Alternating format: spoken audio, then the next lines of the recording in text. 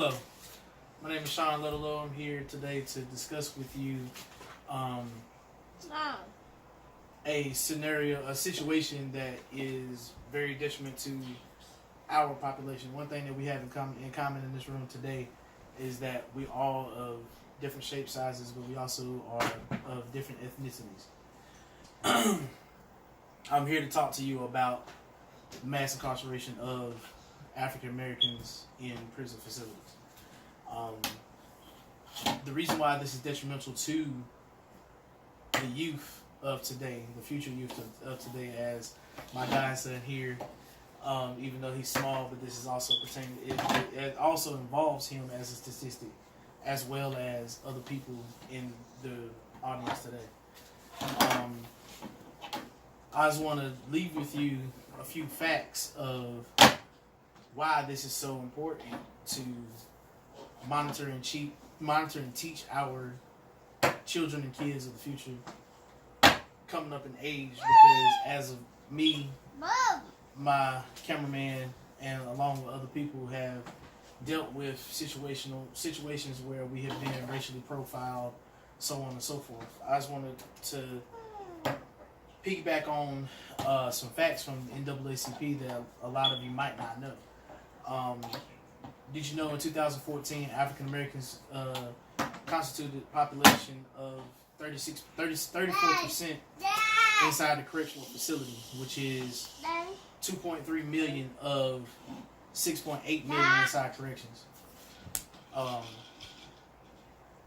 But not only that we constitute the prison population, it's the reasons why we constitute the prison population. Did you also know that African Americans are incarcerated 5 times more than whites off the same charges? It can be the exact same charge, and they're also incarcerated more times than whites.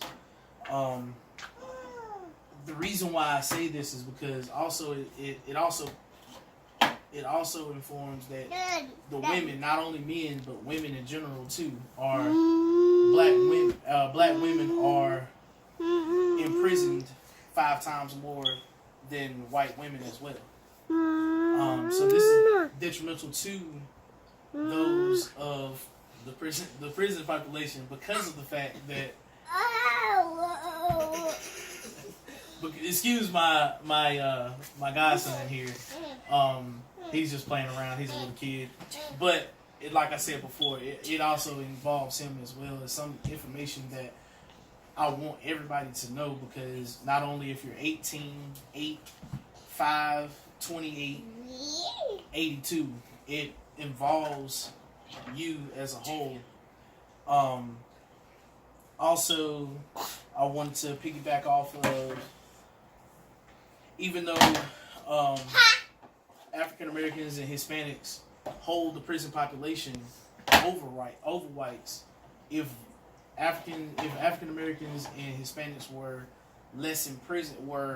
in prison at the same rate as whites, there would actually be a 40% decrease in the prison population. That those facts will tell you. That's right. Those facts will tell you that the incarceration rate of those of African Americans, if it were to stop or slow down, you would have more fathers in the home. You would have more young men and young women inside the home as well. I also want to piggyback off of drug sentences as well. Did you know that even though African Americans and whites use illicit drugs at the same rate, did you know that African American men and women are 6 times incarcerated more than whites off those same drug charges?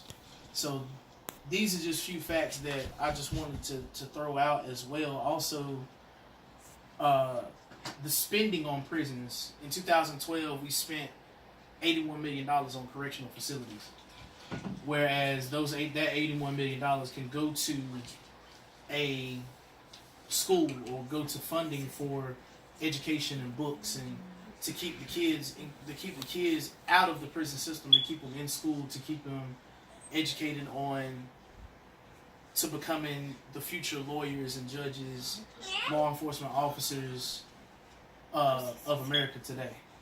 I also want to leave you with a saying that if you know better, you'll do better.